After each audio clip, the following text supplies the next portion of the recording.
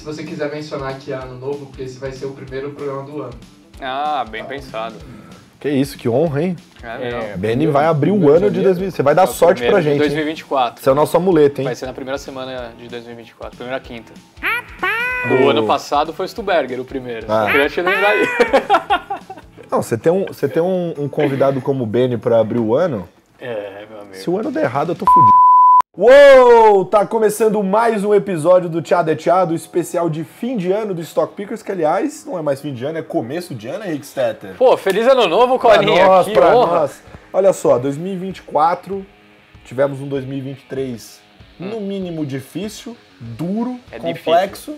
Como é que é? É difícil. É difícil. No mínimo difícil, mas a gente chegou à conclusão que se você começa o ano com um episódio do Tchado é Tchado, com um convidado deste calibre, tomando um vinhozinho nesse patamar, Ok. e as coisas não funcionam no ano, é porque não adianta fazer mais nada. Não, aí já era. Não tem solução. No Tem um cara limite, desse compre uma aqui, belonga. A equity não é pra você. não é pra você. Desiste da vida e compre lá sua renda fixa e vai embora pra casa. Mas, bom, então, feliz ano novo aí pra nossa audiência, que vocês acompanhem a gente ao longo de 2024, como foi no ano de 2023. Começando um ano incrível aqui, mais um ano incrível para o Stock Pickers, com a gente à frente do programa. Bom, dando giro aqui pelo nosso estúdio, diretamente do... Hoje é o quê? Hoje são os estúdios Nando Olavo, Thiago, Inc.corp. Olha lá a técnica, Nando Insta. Nosso diretor, maravilha, o Olavo, o rei das redes, o Neymar e o Thiagão. Ele que resolve qualquer coisa possível no mundo, inclusive lida muito bem com criminosos. Que ele é um ótimo detetive, dono de estabelecimento varejo no Brasil, né? Se não for bom com essas coisas, tá lascado, né? Ele é bom, ele resolve. É isso aí, aqui do meu Aquele lado... amigo do Datena é brincadeira. Não, isso aí. A galera da Cellar mandou pra gente essas belezinhas aqui, veja só, olha só quanto vinho bacana do lado ali do Bom Velhinho de Omarra, tem vinho aqui, tem vinho um pouquinho mais pro lado, tem as taças também, e daqui a pouco eu falo sobre isso. E antes da gente começar essa brincadeira e eu falar da Cellar e falar também do nosso convidado, Nando Insta, roda a vinheta.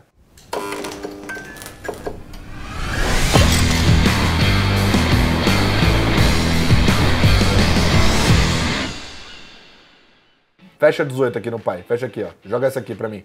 Jogou? Vem pertinho aqui, ó.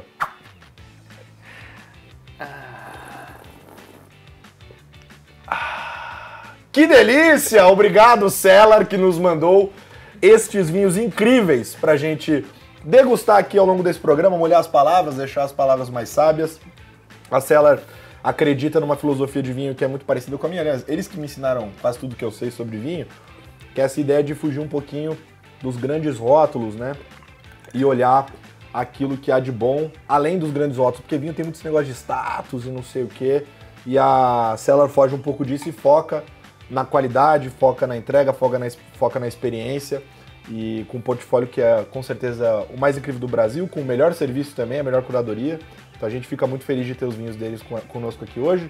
Estamos tomando um Melon de Borgonha aqui. É mesmo? Branco, Um melão tá de ruim? Borgonha? Tá ruim? Não tá ruim não. Então não tá ruim, né? Então, Não.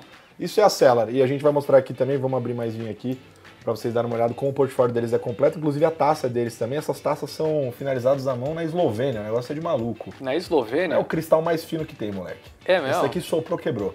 Tá brincando comigo? Tem que ter uma técnica específica de lavagem ou ter uma boa máquina de lavar que... Vejo o cuidado de Henrique Stetter para pegar a taça. Se eu quebrar uma dessa, vai O nosso embora a minha convi- PLR inteira. Com certeza absoluta. Com certeza E parabéns absoluta. pelo seu gagarejo, realmente único. Gostou? Eu nunca Obrigado. tinha ouvido um eu venho treinando. Mas o nosso convidado de hoje, ele esteve conosco em um dos episódios do ano, apresentando a sua nova casa, né, a Blue Oak. E a galera veio pra gente no corredor depois e falou, a galera ficou animada, falou assim, caramba, o Beni vai estar lá no programa, que legal e tal, né? E aí ele participou, foi muito legal o episódio, tava com os outros dois sócios dele nesse novo projeto, que também deram uma baita aula pra gente, mas a turma falou, pô, o Beni tem tanta história boa, leva ele um dia pra ele contar a história. Tem coisa melhor que o Tchado é Tchado? E o homem de óculos, seja bem-vindo ao nosso programa, Beni! Obrigado. Muito bem, Legal muito demais, bem! legal demais. Eu tô de óculos aqui desde o começo, agora eu já posso tirar. Pode, se quiser tirar, vou tirar. Eu já tô meio constrangido Mas- com isso aí. Pra você ver, tem alguma coisa errada com a gente, que a gente não fica mais. Eu me sinto até mais confortável. Eu fico meio envergonhado. Mas, Benny, pra gente começar a nossa resenha de boteco aqui, do Stock Pickers, a gente faz aquela pergunta clássica de quem é você no mercado em 30 segundos. A gente fez pra você, inclusive te deu um pouquinho mais de tempo pra contar, só que a gente saiu com um gostinho de que foi pouco, né? Você tem uma história, uma experiência vasta e o interessante é ver que são várias passagens que você teve na sua carreira pelo mercado em várias pontas da mesa, né?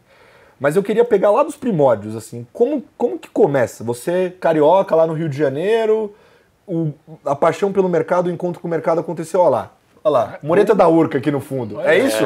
Olha que beleza, né, no Insta, o gênio. Mas como é que começou?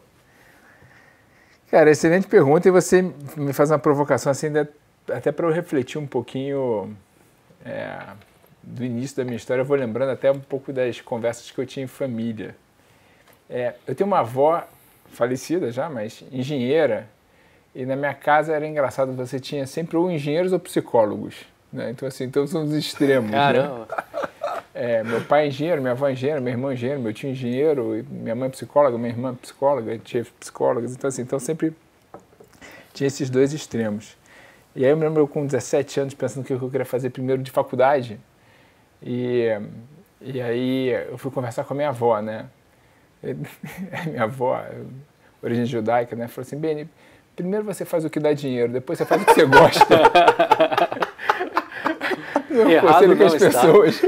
É engraçado que hoje em dia, né, é um conselho bem direto, né? Mas com isso, assim, eu acabei... Eu sempre tive muita curiosidade no mercado financeiro.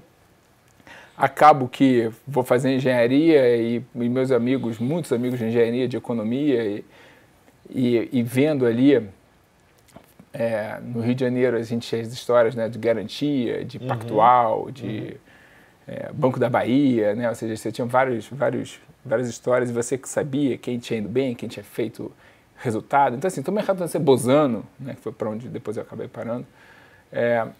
Então, assim, então isso me atraiu e na primeira oportunidade que eu tive, eu fui para o mercado financeiro. Eu cheguei a trabalhar em obra, né, eu me formei em engenharia, eu cheguei a trabalhar em obra como estagiário, mas a primeira oportunidade que eu tive, eu fui para o Bozano, que estava montando uma corretora online, que chamava-se InvestShop, né? Então eu fui logo rapidamente fui alocado no InvestShop.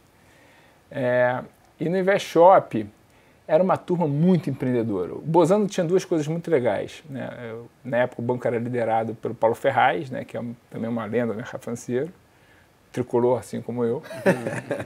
Mas o Paulo, ele tinha assim uma dinâmica de procurar excelentes alunos. Ele só contratava gente com média de CR acima de 7, 8, eu não lembro. Então, assim, então isso formava um grupo super capacitado, intelectualizado, e uma juventude que queria muito crescer e desenvolver.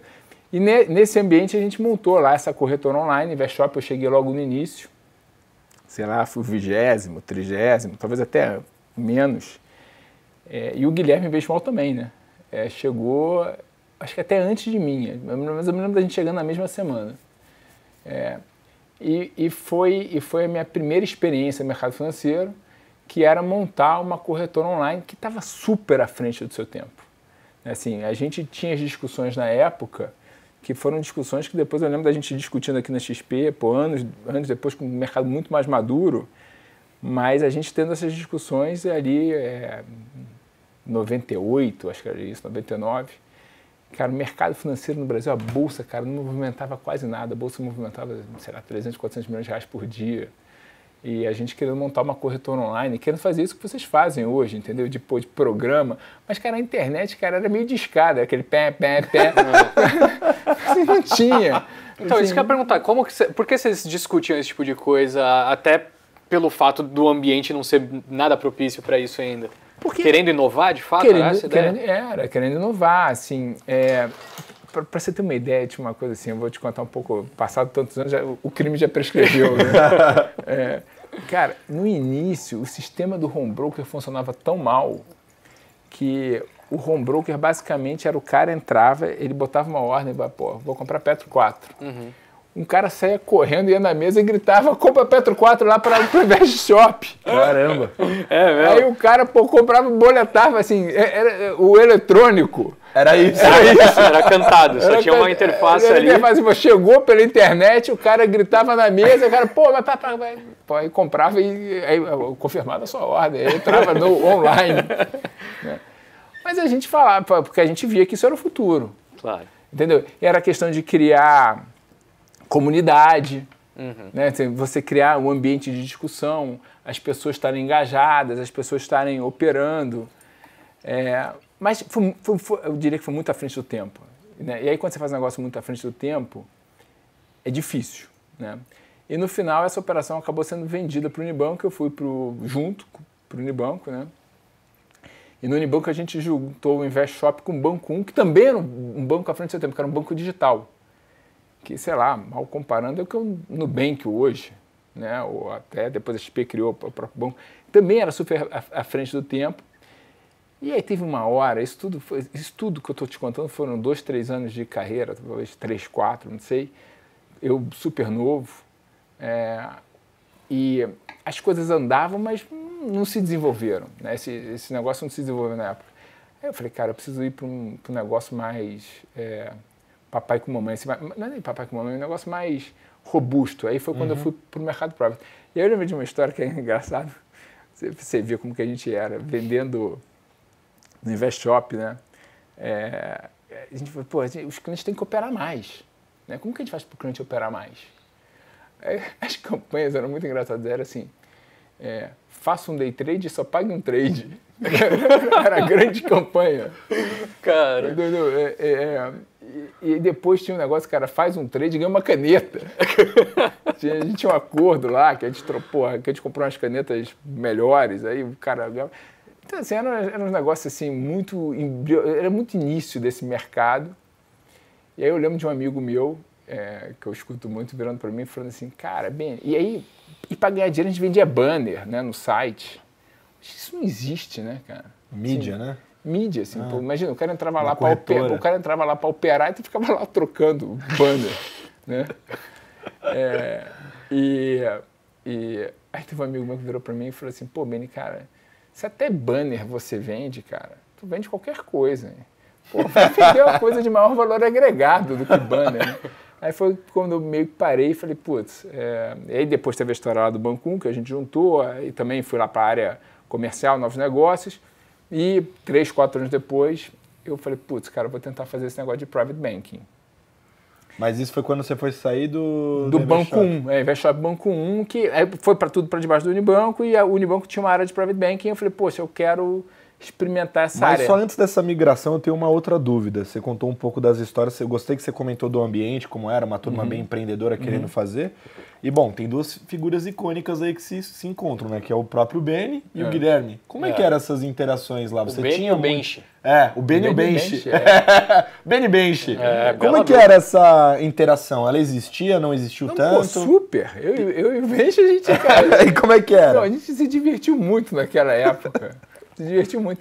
Porque tinha um grupo de 5 caras, todos novos, que eram a área de Business Development.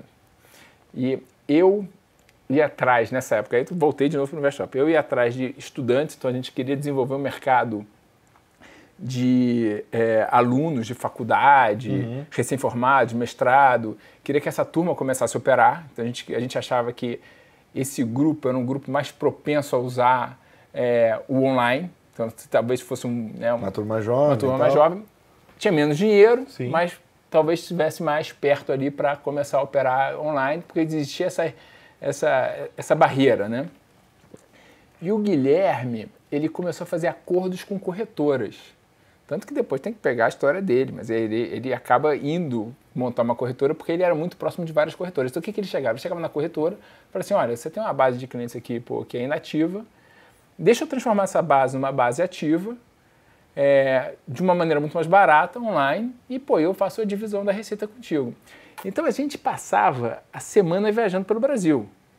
E como a gente tinha um business plan super agressivo e a gente acreditava que aquele negócio poderia valer por centenas de milhões de dólares, porque teve um deal da Patagon sendo vendida para o Santander na época por 300 milhões de dólares, a gente falou assim, cara, a gente pode montar uma Patagon brasileira, nós somos a Patagon brasileira, e a gente pode valer 300 milhões de dólares ou mais. Então, assim, a gente tinha de sponsor o Banco Bozano, que era um banco super capitalizado. Então a gente achava que não tinha restrição. Assim, se é para fazer negócio, se é para desenvolver negócio, cara, sai e vai atrás. Então a gente viajava o Brasil inteiro e volta e meia a gente se cruzava, eu e o Guilherme, ele com a agenda dele e eu com a minha, mas a gente pedia ajuda um pro outro. E as ajudas eram sensacionais, porque eu falava para ele assim, Guilherme, eu preciso de um cara. O Guilherme é 2 anos mais velho que eu, né? Eu falei assim, Guilherme, eu preciso de um cara sênior para ir dar uma palestra na Unicamp, porque vão ter 3 mil alunos para me escutar. Eu tinha 21 anos, eu tinha 23, ele era o cara sênior. E a gente ia, cara, e a gente dava palestra e o inverso era verdadeiro. Ele também, pegava lá as corretoras, aí, eu lembro uma vez, era um mundo físico virando digital. Então, nessa hora que ele fazia o acordo com a corretora tinha um cadastro em papel. Não é que a corretora tinha assim, ok, vamos fazer isso aí, gostei. Vou te passar 1.000 clientes inativos para ver se opera, vou te dar aqui a base de dados, você dá um push. Não. Cara, aí o que aconteceu? Quem que cadastra esses papéis? Puta, que trampo.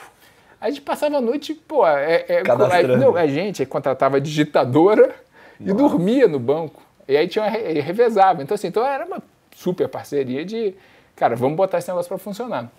O fato é que eu acho que a gente foi até onde dava, o negócio, de certa maneira, para a época, deu certo. E no final, vendeu para o Unibanco e o Unibanco juntou com o Banco 1. E o negócio continuou lá no banco depois, né? Mas com o tempo as pessoas foram saindo. O Guilherme saiu para montar XP, em determinado momento. Eu saí para o próprio Unibanco para fazer private banking. E aí cada um foi para um lado. Então, mas aí é outro mundo, né? O private. Aí é outro mundo. Eu acho que eu contei isso da outra vez. Eu fui para o private no misto, assim, eu tinha uma visão que eu tinha que fazer alguma coisa comercial, né? Eu acabei que a minha carreira ali de início no mercado financeiro era de novos negócios, né? Então comercial.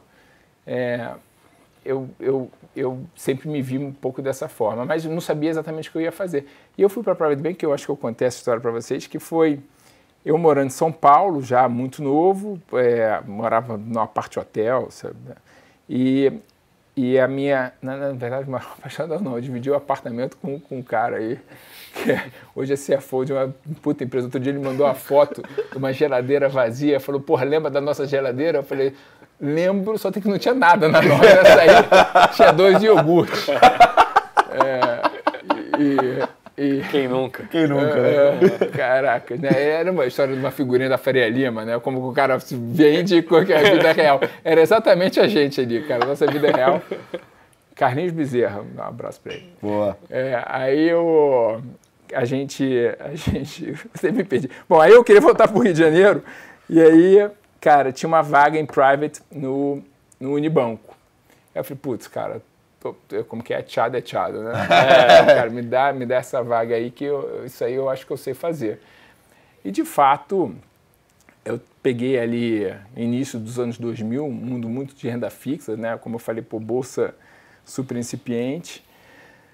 E eu falava algumas coisas, talvez um pouco mais técnicas para os clientes, e acabou que eu virei aos poucos fui virando um cara meio referência. Não, esse cliente aqui é um pouco mais complicado, passa para o Beni que ele fala bem com esse tipo de cliente, né? Tem uma outra frase que eu escutei uma vez de um cara que faz muito sentido, ele fala assim, você é a média das 10 pessoas que você convive mais, né? Porque todos meus amigos são gestores, então obviamente que a minha conversa é uma conversa que permeia muito o mundo de gestão, apesar de eu sempre estar ali no lado comercial. Uhum. Então eu acho que eu vinha com uma conversa mais técnica do que a média da indústria e acaba que todo mundo ia vendo isso e falou assim, cara, o cliente é mais complexo, passa para o bem, e com isso eu fui pegando grandes clientes.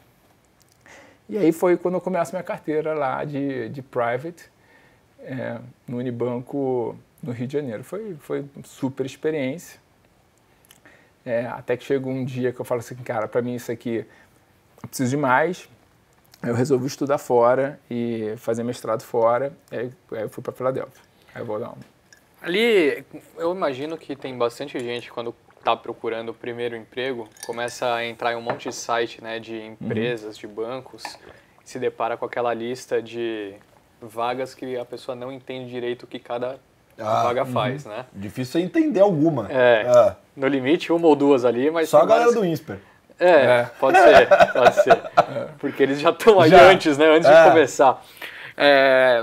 Por exemplo, quando você fala que você era mais técnico que a galera trabalhando no private, tipo, você era mais técnico em qual sentido, assim, falando sobre, sei lá, classes de ativos, sobre cenário, o que você precisa ter diferencial numa vaga como essa? Cara, excelente pergunta.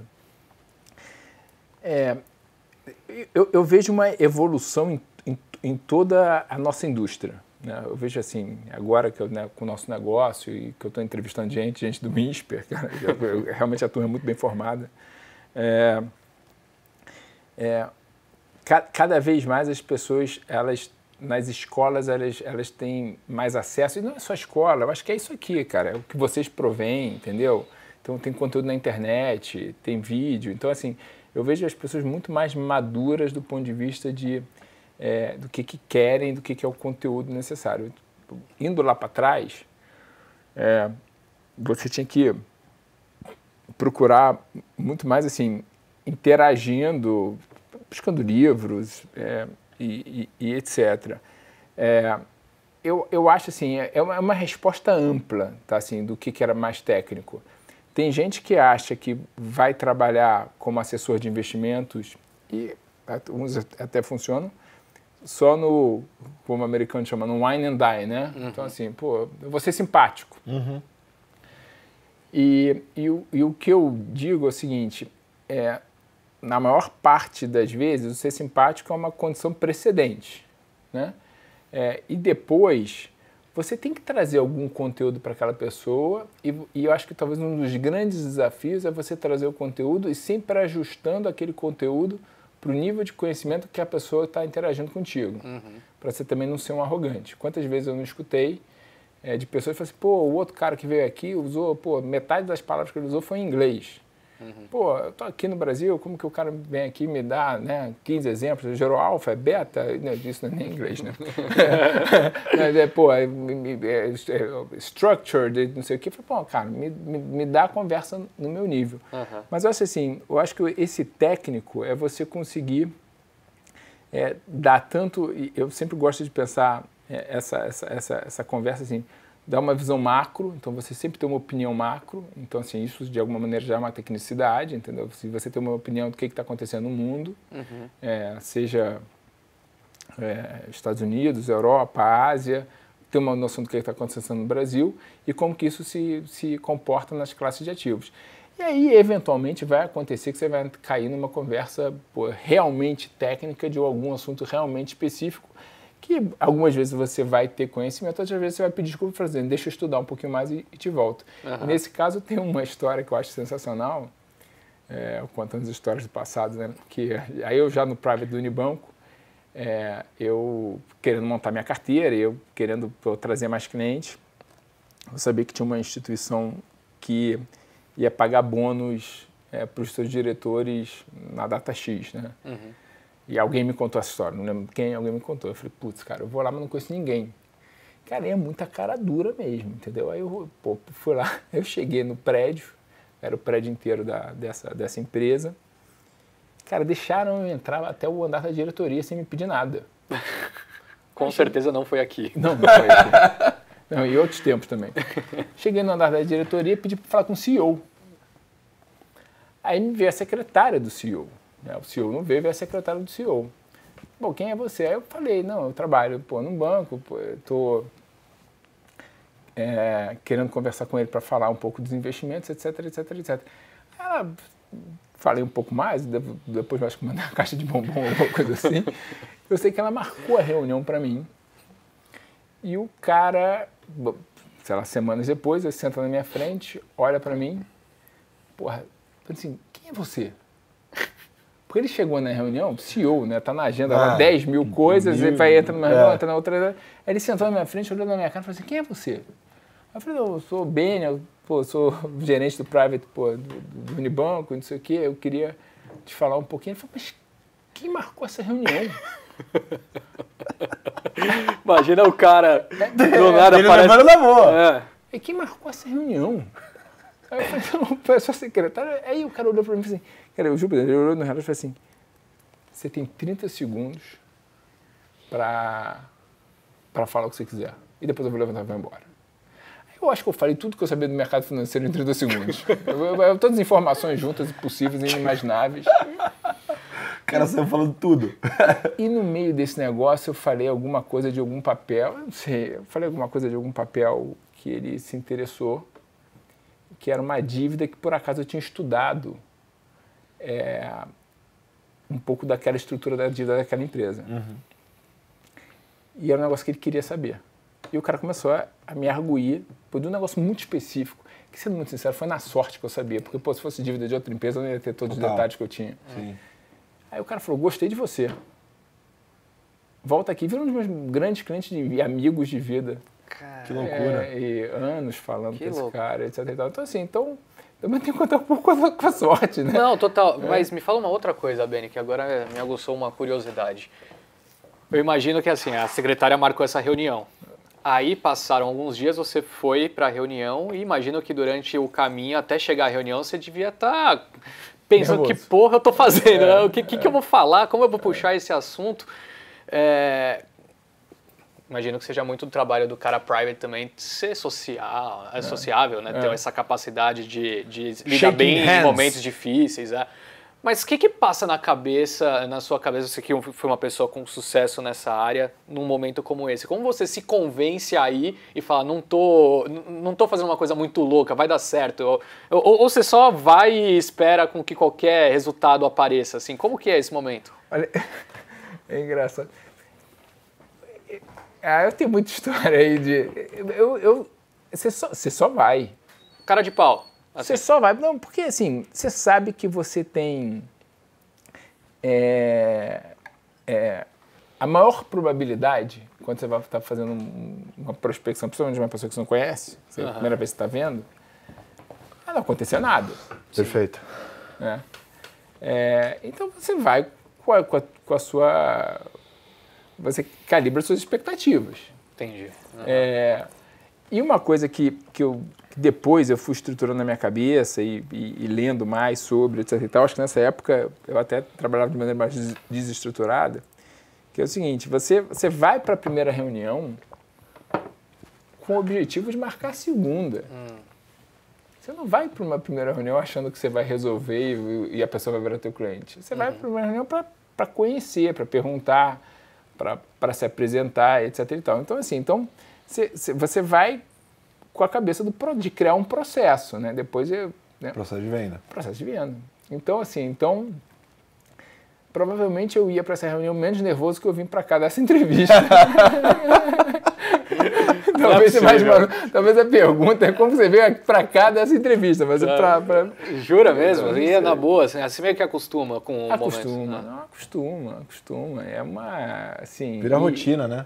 Não, e é um grande desafio, né? Assim, de você ir criando conexões, essas conexões irem virando negócios, entendeu? Pô, é uma super conquista, né? Então, assim, a primeira parte é você criar relacionamentos, né? Acho que o primeiro desafio de todo comercial é você sempre expandindo o relacionamento, mas sempre, uma coisa que eu falo muito é o seguinte, não é um relacionamento pelo relacionamento, é um relacionamento posicionado que você, naquele caso, está querendo fazer negócio. Você pode fazer relacionamento da tua vida, não é todo mundo que eu me envolvo que eu quero fazer negócio. Eu quero jogar tênis, quero correr, quero fazer amigos e ponto. Mas, às vezes, quando você está indo com aquele objetivo, você tem que saber que para aquela reunião o teu objetivo é criar um relacionamento para fazer negócio. Olha aí, cara. O pessoal tá rápido no gatilho, né, Naduins? A gente tá com todos os cenários. Tudo, a gente é preparado. É bonito. A gente, vírgula, o Nando é preparado e a gente esse... estraga o programa na medida do possível. E aí você foi fazer MBA depois? Aí fui fazer MBA. Acho que a gente tem uma foto do seu MBA, não tem não? Não, eu vi aqui, eu vi esse Warren Buffett, né? E aí eu contei pra essa turma aqui que olha lá. Ei! Ai, que beleza! Isso aqui foi um dos grandes momentos do Esse aí NBA. você tinha quantos anos ali? Eu tinha 28, 29. Estou- Ó, mesma gravata, hein? Foi sorte essa, hein? É. Isso daí pra um banker é uma maravilha. Tentou captar o Buffett ou não? Não, tentei. Isso aí, eu tava em Wharton, né, fazendo MBA, e aí a faculdade toda organiza uma visita para ele. Ele tem uma história fantástica, ele recebe 32 faculdades por ano, né? Se você parar para pensar, é quase a cada 2 semanas ele está recebendo alguém e passa quase que o dia inteiro. E aí o dia, você chega lá, ele faz lá uma reunião de 2, 3 horas com os alunos, eram, sei lá, 60, 80 alunos. Depois sai para almoçar com todo mundo, depois tira foto com todo mundo. Caramba. Então, cara, assim... Diferente, né? Não, e talvez uma das coisas mais impressionantes do Buffett, para mim, é como ele discorre sobre os assuntos com muito conteúdo, assim, e ele vai linkando as histórias, né, de, 1900 para cá, ele consegue traçar os paralelos.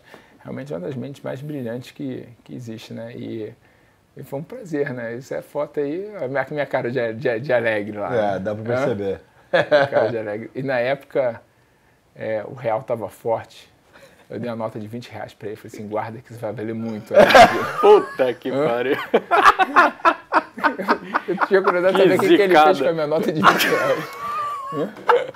Acho que ela estava em 60. Deve ter usado depois aqueles almoços que ele come aqui um hamburgão.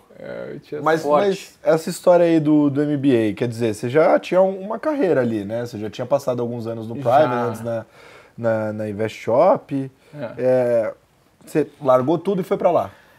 Eu larguei tudo assim, mas assim, o MBA... Isso é uma coisa curiosa, porque tem muita gente que é mais jovem que deve estar assistindo a gente, às vezes ali, mais jovem assim, tem 20 e poucos, que deveria estar nesse mesmo momento que você aqui, né? Mais ou menos na nossa idade. E a turma fica um pouco com essa coisa, né? De, puta, será que eu vou ou não vou? Quem tem a oportunidade de fazer, né? Como é que foi essa decisão, assim? Você viu que era necessário para você ganhar um pouco mais de corpo técnico? Como é que foi essa decisão? Assim... De novo, eu tinha tido exemplos em casa, né? Sempre são as pessoas próximas de você. O meu tio tinha feito NYU, meu irmão tinha feito Wharton. Então, assim, eu tinha um pouco desse exemplo em casa. E eu acho que qualquer pessoa que você converse, que você fale, que você pense em fazer MBA, o cara vai te encorajar a ir. Porque, assim, é uma experiência fantástica, né? Assim, você está do lado de pessoas brilhantes, porque essas escolas, elas fazem processos seletivos espetaculares, então, invariavelmente, você vai estar do lado de pessoas muito inteligentes, muito ambiciosas, e todos, assim, numa vontade de aprender, gigantesca. Então, e muito divertido, né, também. Né? Você está com pessoas muito inteligentes num momento muito leve, né, porque não tem aquele negócio, aquela luta do trabalho. Sempre no trabalho você está ali, né, assim, é um pouco mais estressante. No MBA, cara, tá ali, 2 anos estudando, tá 2 anos estudando, não tem muita decisão para fazer, gasta teu tempo para estudar e para se divertir. Então, foi uma experiência fantástica e, e do MBA, para mim, saem, assim... Teus sócios? Meus sócios. De hoje? De hoje, né, assim, é o que eu brinco, como na vida, né, às vezes eu olho a vida, e eu vou contar um pouquinho mais depois para frente o que aconteceu depois, mas que você acha que as coisas não estão se linkando, né? E quando você olha de trás para frente, você fala assim, cara, parece que tudo foi desenhado de maneira meio que perfeita, né? E é o que eu vejo hoje, entendeu? Assim, os meus sócios foram pessoas que eu conheci aí e fomos montar uma sociedade 15 anos depois, né? Então, assim, não é que saiu ali, vamos empreender, né? Então, assim, MBA é algo que eu acho que faz muito sentido. Então, para o jovem que está pensando... Eu lembro, nessa época, eu estava no Unibanco e aí um amigo meu era sócio do Gávea, né? E falou, cara, o Armínio quer te conhecer, fazer entrevista. Eu fui na entrevista e falei, Armínio, mas eu estou fazendo processo para o MBA. Ele falou, cara, então nem vou te entrevistar mais. Faz o teu MBA, que é a melhor coisa que você vai fazer da tua vida. Achei do caramba, mas na época eu falei assim, vai ver que o cara não gostou de mim, né? Tá dando desculpa, tá né? Fácil, né? Vai resolver. Mas, cara, mas acho que foi super sincero, entendeu? Depois eu tive a chance de interagir com ele mais umas vezes. Ser super sincero. Eu falei assim, cara, é isso aí, toca a tua vida. Assim, já que você direcionou para isso, cara, faz porque você não vai se arrepender. Para mim foi espetacular. E foi onde, para mim, abriu completamente a minha cabeça, que depois eu vou para Goldman Sachs, né? Que é um banco... Você trabalhou lá, então? Trabalhei lá. Lá nos Estados Unidos Nos Estados Unidos. E na Goldman... O que você fez lá no Goldman? Também private. Private né? também. Assim, foi engraçado porque, cara, no Brasil, a gente olhava muito mercado de renda fixa e tinha pouco construção de portfólio. Cara, e Goldman já estava se falando de Markowitz, Black Litterman, ou seja, já tinha assim, um desenvolvimento de construções de portfólios que era 20 anos na frente do que a gente fazia no Brasil. Nessa época aqui no Brasil não se discutia essas coisas. Não se discutia porque era carteira super de renda fixa, assim, Perfeito. meia dúzia de pessoas faziam, exatamente, meia dúzia de pessoas faziam ações, você tinha muito menos opções de ativos. Sim. Então, quando eu vi aquele negócio, eu falei assim, putz, isso aqui cara, eu tô há anos-luz na frente. Aí você se envolve, né? E aí acabei ficando na Goldman uns anos. E foi também uma super experiência para mim. Mas como é que foi? Você entrou durante o MBA durante e permaneceu depois? E permaneceu depois. Era MBA, qual que era o curso do MBA que você estava fazendo lá? O MBA, ele é um MBA... Ele é Business Administration geral, não tem um pouco mais de foco em finanças, você pode escolher um pouco focar mais, Sim. o meu é mais focado em finanças, mas a graduação é um geral. Padrão. Uma curiosidade que a gente tem, Beni, você ficou quanto tempo no Goldman? Fiquei na Goldman uns 2 anos. O Goldman no mercado, ele é muito conhecido por aquela cultura meritocrática, né? Muita gente fala dela, né? Inclusive fazendo relativo até XP, por exemplo, e tudo mais, né? Como foi essa experiência? Quer dizer, você trabalhou no private aqui no Brasil, que atende grandes famílias no Brasil, e depois trabalhou no private lá. O que você sentiu assim de pontos legais ou negativos na sua experiência assim trabalhando lá? Porque a gente não teve essa experiência, a gente sempre se pergunta como é que é. E até complementando, né? Porque o perfil do brasileiro é muito diferente. Muito diferente, exato. Né? Quer dizer, aqui é renda fixa, naquela época, né? Até socialmente, né? Socialmente também, exato. Socialmente tem uma maravilhosa, né? Eu chegava de manhã no escritório, esse é o nosso hábito, né? Dessa conversa de manhã, né? E aí, o que você fez no fim de semana, né? Não, fui pra praia, Aí o cara falou, good for you. Pra mim, o good for you é quase um, né? Bom pra você. Mas não é, né? Good for you é foda. Good for you sou estranho mesmo, né? É verdade. Eu falava, cara, porra, o cara vai meter esse good for you de novo. Mas... Carioca ouvindo isso, porra, tá tirando com a minha cara, qual é? Good for you. Mas Goldman é super sistemático, né? Assim, eles têm muito processo, né? Que é uma firma que ela foi fundada ela foi administrada há muitos anos, né? Os principais executivos são ex-militares, né? Então ela cria muito processo. O que assim, a Goldman, para mim, apesar de eu ter ficado pouco tempo, foi uma escola maravilhosa, né? Muito dessa história, desses processos que eu falei, que eu fui lá atrás, eu prospectava esse negócio, primeira ligação, segunda ligação, etc e tal. Cara, na Goldman é tudo bem estruturado e repassado e dividido, então as pessoas se desenvolvem muito ali. E a parte de meritocracia, de fato, é o que você escuta e você vive lá dentro, né? Aquela história lá, 10% é promovido, 20% sai todo ano e sai mesmo. Então você está o tempo todo trabalhando para estar melhor e para você estar produzindo mais, etc e tal. Cara, e foi um lugar que eu entrei achando que eu ia ficar anos, né? E acontece que eu vou prospectar a turma lá que montou a 20 Partners, né? E aí os caras me dão uma virada de mesa, no bom sentido, falei assim, pô, cara, você quer captar nosso dinheiro, vem trabalhar aqui. Eles tinham dinheiro lá fora? Não é isso. Eu estava prospectando eles para eles virarem meus clientes. E aí a turma vira e fala assim, não, cara, vem trabalhar aqui, que pô, aí você ajuda a gente construir o nosso wealth management aqui na 20, né? E aí é o início ali da história. a gente começar a construir essa boutique. Aí, então, fiquei na Gol, acabei ficando pouco tempo. E aí tem as questões de vida, meu primeiro filho estava para nascer, eu estava nos Estados Unidos, aí a ficha cai, que, pô, vai estar longe dos avós e longe dos primos, aí a gente... Vai nascer falando good for you, good né? for you. Healthcare caro pra caramba. E aí acontece tudo isso ao mesmo tempo, eu falei, putz, cara, você ajudar aí a construir do D0, né, uma casa nova com uma 20, e eu cheguei lá no início, né, da 20, e também foi uma super experiência, né, e de fato a gente começa ali na 20 a montar um negócio que é a história da 20 hoje, né, empresa capital aberta, listada, super sucesso. Foi também uma experiência espetacular, até que chega na XP, que eu reencontro meu amigo de InvestShop, Guilherme Schmoll. Ele te puxou? Ele me puxou. Ah. Ele me puxou. Ele tinha um Júlio Capa, que fez engenharia comigo também, que o Júlio era sócio aqui, né? Era sócio do Guilherme. Aí conheço logo depois o Gabriel Leal, que acaba ficando super próximo, super amigo. Mas nasce do Guilherme ali cutucando, e falei assim, pô, Ben, eu quero montar um private. Isso 9, 10 anos atrás.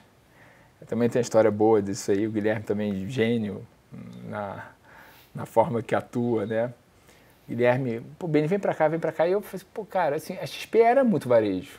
Uhum. Então, assim, já estava ali tentando fazer próprio, mas era vista como uma empresa de varejo. 9, 10 né? anos atrás não era um negócio consolidado que é hoje. Não era. E eu tinha lá os meus clientes, eu ganhava meu dinheiro, já tinha tido experiência fora, né? Falei, porra, Guilherme, cara, eu não quero. Aí o Guilherme tem as histórias, empurra a vaca pro brejo, etc e tal. Ele foi, e vendo que não ia, até que um dia eu acho que ele deu checkmate assim em mim, cara. Ele virou pra mim e falou assim, pô, Ben, deixa eu falar uma coisa, já que você não vem, eu confio muito em você. Indica quem que você acha que deveria tocar nosso private. Nem ele deve lembrar dessa história. Aí eu falei, filha da mãe, né? Realmente, se eu não for, agora é a última, né? Porque eu vou ter que indicar, e vai ser uma pessoa que eu gosto. Uhum. E aí eu falei, não, pô, Betivo, então vamos conversar isso aí. E aí acaba que a gente chega lá no formato, e a gente começa essa história, e, cara, também... E aí para mim, essa é a história, né? Porque aqui vivi grandes emoções. E a XP... Mas eu quero ouvir de você, pô, porque eu tô aqui, sei lá, há 6 anos. Como é que foi, assim, quando você chegou? Como era a XP naquele momento, assim? O ar, como é que era o projeto, a leitura? Porque eu escuto coisas de você aqui dentro muito interessantes. Quer ouvir aqui? O Anverso, um abraço, um beijo pro Anverso. Que ele fala pra mim assim, cara, o Beni, eu adorava entrar em reunião com o Beni, com o cliente, porque eu ficava só ouvindo e aprendendo, porque o cara... E aí foi até o negócio que eu falei no episódio, né, que ele vai falando com você, ele vai te botando no colo, vai bota pra dormir. O cara realmente tem uma habilidade comercial inacreditável. Mas ele me conta que na época, veja, o Private era um negócio aqui, ele começou o Private aqui, não existia Private. Então imagina que material comercial, toda aquela coisa que o Private tem, tipo assim, chega bem e depois vem isso. E ele precisava fazer alguma coisa. Então, sim, falava assim... E tinha medo, o Goldman tava todo estruturadinho, Os caras me contam que o Beni captava a família, fundo exclusivo, sem ter material. Aqui, ó. Como é que foi isso? Cara, foi essa história que é sensacional. Bom, beleza. Chego com... Acordo quais são os meus termos de vir, né, pra cá, etc e tal. E você tava no Rio, você tinha voltado do Goldman, tava no Rio na 20. Tava no Rio na 20. E aí veio pra São Paulo. Nessa época eu já tava aqui. Aí vim pra São Paulo, a família ficou lá, eu vim. Aí chega um dia lá, que eu combinei com ele, pô. E na época, começa a primeira coisa, como que era o ar, né? Primeira coisa assim, cara, a gente tinha 2 andares na Faria Lima, que já era um luxo, né? Porque tinha... Sim. E veio melhorando, chegamos na Faria Lima, Sim. eu já cheguei aqui, eram 2 andares na Faria Lima, mas eram 2 andares lotados. Eram tão lotados que não tinha nem recepção. Você já entrava, já era mesa. Abria a porta, já tinha alguém de costas. Entendeu? Trabalhando. E aí, cara, aí eu cheguei assim, no dia tal, aí fui procurando, eu sou o Beni, ninguém sabia quem era Beni, né? Um monte de gente ali. Aí, até que chega, não, então você é para aquele lado lá. Aí fui andando lá, não sei quem que eu encontrei. Lembro quem eu encontrei. Encontrei o Caio Pérez, que sabia que eu estava chegando. Aí o Caio, então, cara, senta aqui. Não tinha computador, assim, para mim, porque, cara, a empresa já estava estabelecida, já estava grande, mas tinha muita, assim, era muita energia, né? A gente desenvolvendo. Hoje é outro nível de organização aqui, né? E aí viram para mim e falaram assim, cara, então beleza, vamos montar o private, cara, você vai sentar aqui, né? Aqui tem um lugar vazio para você, senta aqui. Quando eu fui ver onde me botaram para sentar, cara, me botaram no meio do call center. Mas era o call center daquela galera que na época, não sei nem se isso existe ainda, que o cara, tentava logar, não conseguia logar, aí, não, então, reseta a sua senha. Clica no seu quê. Atendimento. Clássico, clássico. E aí eu comecei a ligar para os clientes antigos para contar, porque eu não tinha contado ainda que eu tinha vindo para cá. Aí o cara, eu ligava e falei assim, não, eu estou aqui, private, montando private na XP. Aí o cara para resetar a senha, aperte 5. Puta que pariu. Beni, você tá onde? Eu falei, não, tem uma pessoa que tá com problema de senha aqui do lado. Fudia o papo todo. Eu continuava a conversa, teve um dia que eu tomei coragem e falei, pessoal, não dá pra ficar sentado aqui. E arrumo um outro lugar. Mas aí nisso a gente foi estruturando, né, pegando as pessoas, até internamente, que tinham mais perfil de private. E aí a primeira discussão é se a gente não sabia se chamava a área de private ou wealth management. Né? Tem uma diferença? No Brasil, se a gente foi estudar o mercado, se usa mais o termo para wealth, para alta renda, se usa o termo mais private para clientes acima de 10 milhões. Uhum. Então, assim, os principais privates do Brasil usam a assinatura private.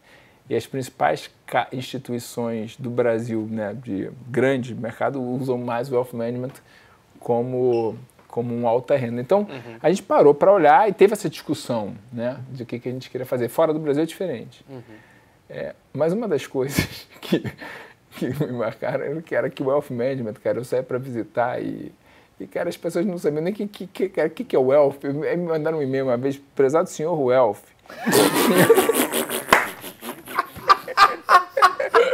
Welch, prezado senhor Welch, que era Beni, Welch, não sei o que, né?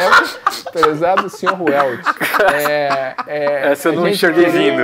A gente queria marcar uma reunião contigo para falar de um cliente. Falei, prezado senhor Welch. Aí eu falei, cara, é melhor ir para private mesmo, que acho que todo mundo vai entender. Mas é isso, aí a gente foi trazendo as pessoas, esse negócio de material que você falou, eu lembro que a gente montou um war room. Pegou uma sala de reunião nossa, cara, e botou todas as apresentações, a gente imprimiu todas as apresentações que a gente tinha acesso. E a gente falou assim, cara, vamos ver o que a gente precisa, né?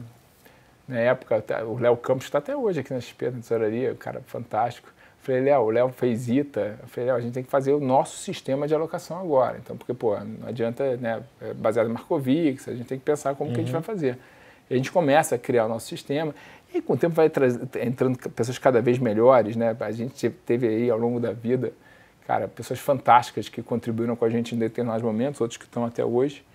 E aí a gente foi desenvolvendo essa área de inteligência, que a gente montou de XPA, depois o Comitê Global de Alocação, que existe até hoje. GAAC, né? O GAAC, né? Global Asset Allocation Committee, isso tudo, cara, ia nascendo os nomes na cabeça e a gente ia botando.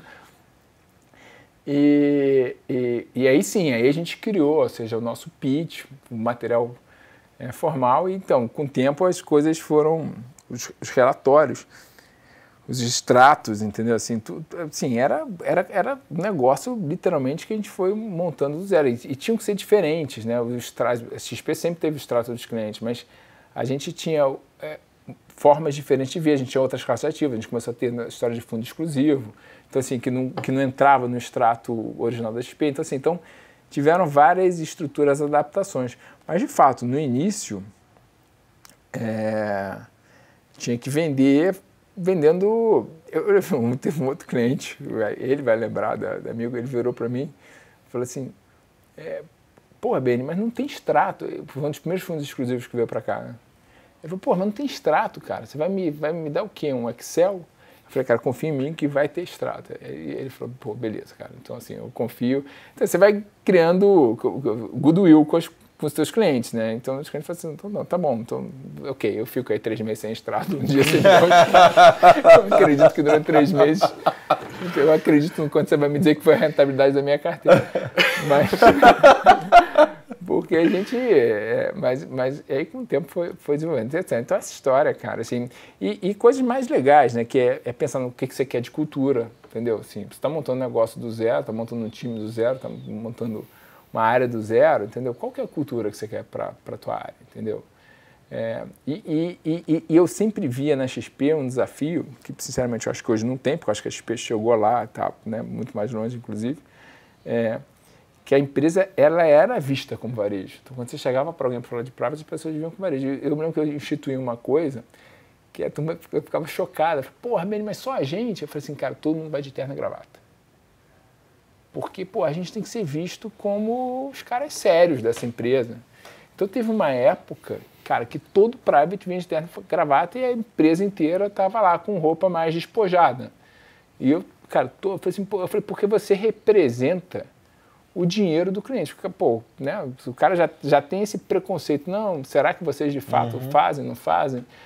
E eu falava, cara, inteligência a gente tem, acesso a conteúdo a gente tem. Pô, tem o melhor time de economista, tem, pô, melhor time de análise. Pô, por que eu não vou fazer o melhor private do Brasil? Eu sempre repetia isso, né? Mas, dito isso, como que você faz o deliver na frente do cliente? Então, assim, pô, uma das formas é a forma que você chega para essa pessoa, principalmente quando a pessoa já tem algum preconceito. Eu falo assim, pô, não, beleza, esse cara aqui se veste exatamente igual o cara daquela instituição tradicional se veste.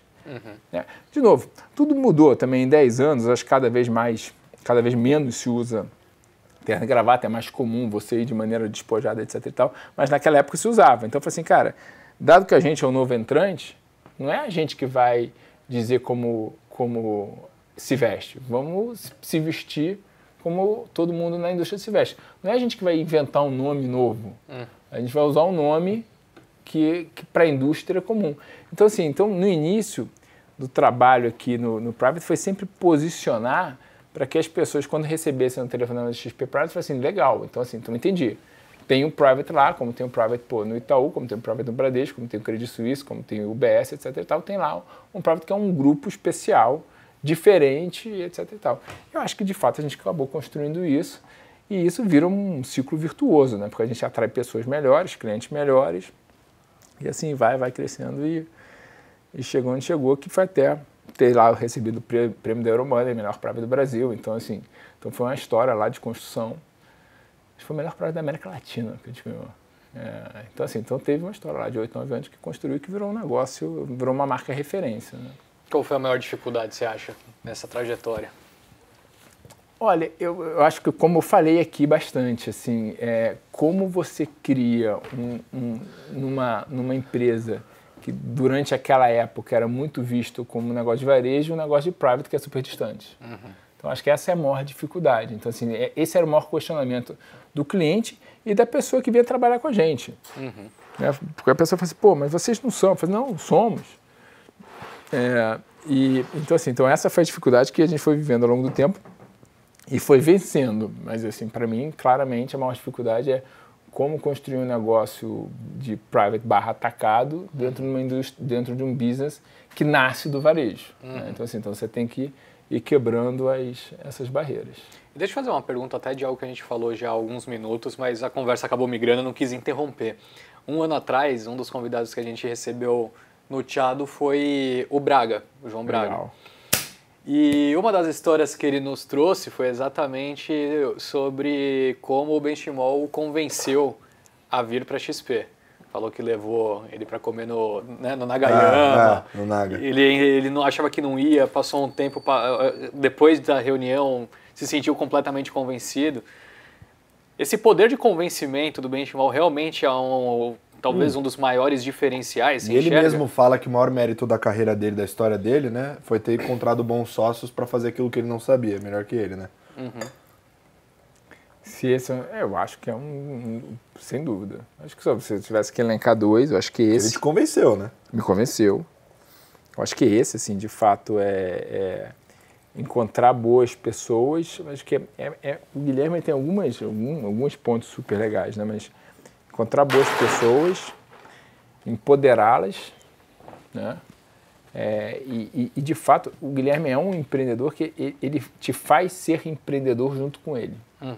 Né? Então, acho que é isso, assim, é convencer e, cara, te dá a pista, né? Várias vezes ele usou esse termo, já vi ele usando esse termo várias vezes, cara, olha só, bem, página em branco, cara, constrói do zero aí, entendeu? Pensa aí o que tá bom, o que não tá bom, refaz. Então, acho que é isso. Eu acho que é outra coisa que para mim é impressionante dele, é essa capacidade dele conversar com muita gente, né? Então, assim, de fato, ele acaba criando uma rede muito grande de assessores, porque ele consegue ter essa conversa, né, próxima, né, com as pessoas, independente de ser um vídeo, etc e tal, é um negócio próximo, então assim, acho que acaba sendo um negócio positivo. São algumas das qualidades, né? Mas de fato, ele vai atraindo pessoas de muita qualidade em diversas áreas e aí constrói o que constrói. Que é impressionante, né? Assim, num ciclo curto, né? Ou seja, você construiu o que foi construído aqui, é impressionante. Me chamou muito a atenção, porque tanto a sua história quanto a do Braga começaram da mesma maneira, com os dois não querendo ir. Exato. E terminando indo, então... Mas tem um ponto aí que é interessante, que é o seguinte. Eu acho que a gente acabou acelerando um pouquinho esses 9 anos, eu só queria recapitular isso, porque o mercado de private é um mercado muito difícil. Eu posso fazer um parênteses? Pode? Antes de você fazer... E o mais legal desse não querendo ir é que isso explica o crescimento rápido da XP, isso vira uma cultura gerencial. Quantas vezes depois eu não virei esse Guilherme, entendeu? Na minha verdade. vida. De convencer alguém. De convencer alguém. De abrir os olhos e falar assim, cara, olha só, aqui você vai ter oportunidade. Cara, quantos banqueiros que estão aqui hoje, que eram banqueiros que tinham um sucesso, etc e tal, que aqui viraram super banqueiros. Porque eu virava pro cara e falava assim, olha só, a gente está montando um negócio do zero. Aonde você está hoje, a instituição estabelecida, antes de você ligar para o cliente, tem que perguntar para 10 mil pessoas se já ligaram. Eventualmente, esse cliente já foi cliente dessa casa antiga, já ficou insatisfeito uma vez, aí você está ligando de novo para ele para dizer que agora mudou. Cara, aqui é novo, a gente está montando com o nosso jeito. Perfeito. E aí o cara saía lá daquela instituição dele tradicional e ganhando quanto ele sabia que ia ganhar, para vir para cá, para tomar risco, para ganhar no variável. E a gente construiu um business assim, com empreendedores. Então, assim, não é só o Guilherme atuando ali em 1, 2, 3, mas é mais do que isso, é replicando essa cultura para essa cultura estar time, né? Para o time inteiro. E o time vai buscando pessoas com esse perfil e aí vira o que vira. Mas desculpa, te interrompi. Imagina, tá doido? Isso aqui é a conversa de bar. Mas eu tenho uma dúvida que é o seguinte, tanto eu quanto o H, a gente tem vários amigos que estão lá em grandes bancos, né, que trabalham em private e tudo mais, e eu escuto a turma falando, é um mundo muito difícil, né, em termos de relacionamento com o cliente, uma relação que você precisa regar muito, é complexa, é um diálogo, né, tem que ter especialmente resiliência. É o que você falou, assim, é a construção de relacionamento pensando no negócio, né, mas é uma relação difícil, quer dizer, às vezes é uma grande família. Muitas vezes, né, aqui o que eu gosto do Tchada é que a gente fala o bom português do mercado que às vezes não chega nas pessoas, né? Você é banqueiro, você liga pro cara, o cara tá dando tralinha, é de uma família, tipo, de uma das maiores empresas do Brasil, supondo, Suzano. O cara ganha mais que você, tá na outra ponta falando com você, tipo, e talvez uma relação, o que esse cara tá falando pra mim, né? Igual o CEO que foi conversar com você tem 30 segundos pra falar. Sim. Tem esse negócio, né? E, brigar com os grandes bancos, principalmente os gringos, que tinha toda aquela... Hoje em dia mudou um pouco, né? Enfim, pelos acontecimentos recentes. Mas naquela época, você brigar com um grande banco, que tinha uma estrutura de private, eu imagino que deveria ser uma coisa muito difícil. Inclusive dos incumbentes brasileiros que já eram muito grandes, né? Total. Como que era essa relação? Imagina você construir um negócio do zero e virar esse private global que ganhou o prêmio e tal. Como que foi brigar com os concorrentes nesse sentido, assim, conseguir crescer essa raiz no meio de tanta pressão? Assim, o que eu tinha na cabeça na época, né? E eu ficava batendo muito nisso e, de certa maneira, eu acho que isso disseminou no time, né? Eu tinha uma crença que a gente tinha um dos melhores, se não o melhor time de alocação. Eu tinha uma crença que a gente tinha um dos melhores, se não o melhor time de wealth planning. Eu tinha uma crença que a gente tinha alguns dos melhores economistas do Brasil. Sempre ao longo da XP, mesmo com mudanças que tiveram de história de economistas, sempre teve nomes muito fortes. Latif, etc. Exatamente. Então, o que eu conversava com o time, eu falei assim, olha, a gente tem todos os elementos para bater de igual para igual com todas as instituições. E era competitivo em preço também, no digital também. Não, totalmente. E às vezes quando você comparava até com o banco gringo, a gente tinha as caixinhas mais bem estruturadas, nomes de mais referência, até do que um banco gringo, de grande marca, etc. Até que eu estava no Brasil meio ali fazendo aquele negócio meio para cumprir tabela, entendeu? Assim. Então eu falei assim, cara, é para ligar de peito aberto, entendeu? É para se posicionar como, cara, somos um time de primeira divisão que a gente está aqui para ter uma conversa de igual para igual. Não é para ganhar no preço. Quanto que o teu banco cobra, eu cobro menos. É para ganhar na qualidade. Então, assim, eu acho que depois que a gente montou, na época que você está falando, eu vou lembrando do que eu falava. Eu falava o seguinte, primeiro eu montei a cozinha. Então, que ninguém viu eu montando a cozinha. Agora eu vou me preocupar com o salão. Então, quando a gente até se mudou para esse prédio aqui, era um pouco isso. Assim, agora o salão é bonito, as pessoas vêm, o escritório é mais arrumado, etc e tal. Mas a cozinha já estava pronta, a comida era de mesma qualidade. Verdade. Então, logo no início, a gente foi montando times de excelência com essa cabeça e eu ia sempre trazendo, falei assim, cara, você vai ter a chance, eu pegava pessoas espetaculares de mercado, espetaculares. E falei assim, cara, você vai ter a chance de montar um negócio do zero aqui lado a lado comigo. Então, assim, quando eu lembro assim, da minha história, assim, na verdade eu montei esse negócio aqui do lado de 10, 15 pessoas que foram assim, super importantes na construção da história. Então, trouxe as pessoas que eu queria trazer, porque todo mundo veio com a cabeça de empreender. E a gente ia no cliente com muita firmeza de que a gente estava levando para o cliente o melhor serviço, o melhor produto. Então, funcionava. Entendeu? Funcionava. E esse negócio de ligar para nomes emblemáticos e etc e tal, uma coisa que eu sempre tive para mim, sempre falei para as pessoas em volta, falei assim, cara, eu tô agregando valor para as pessoas. Seja num conteúdo de mercado, seja num conteúdo de estruturas, eu agrego valor, a minha conversa agrega valor, entendeu? Para muita gente. Então, assim, se a pessoa quiser me receber, ótimo. Provavelmente ela vai escutar alguma coisa diferente. Se não quiser me receber, não quis me receber também. Eu toco minha vida, vou ligar para outra pessoa, porque tem muita gente para eu ligar. Não vou ficar aqui choramingando quem não quer me atender, mas é isso.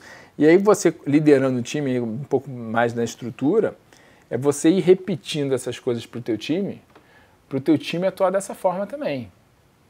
Eu não quero ninguém no meu time que tenha medo de ligar para um cara porque essa pessoa tem mais dinheiro. É óbvio, a nossa indústria é ligar para pessoas que têm mais dinheiro do que a gente. Mas por definição, né? Rolou em algum momento você ligar para uma pessoa que quando você estava pensando assim, eu sou fã desse cara por tal motivo. Posso pegar uma água que você acabou ficando com frio na barriga por conhecer, de repente, o passado, a história profissional da pessoa, alguma coisa nesse sentido? Ou virou business, independentemente de com quem você falava, você estava tranquilo? Cara, excelente pergunta. Excelente pergunta.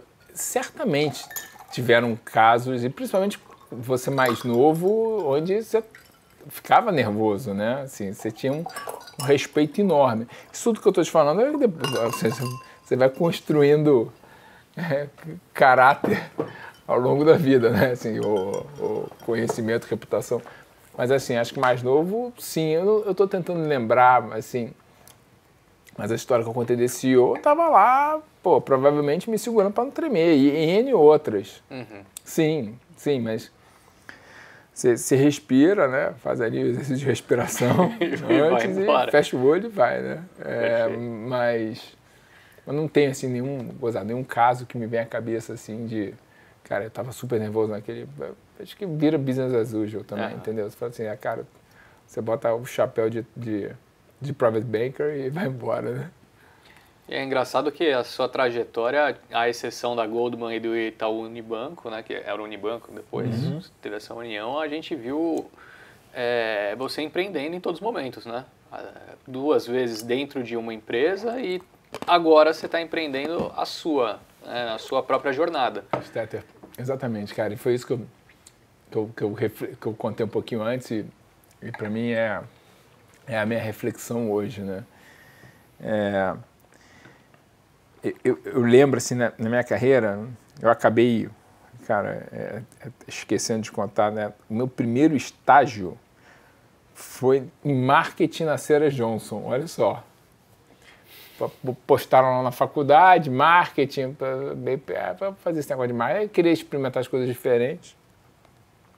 E aí logo depois eu vou para o InvestShop e começo a trabalhar, e aí eu entro no mercado financeiro.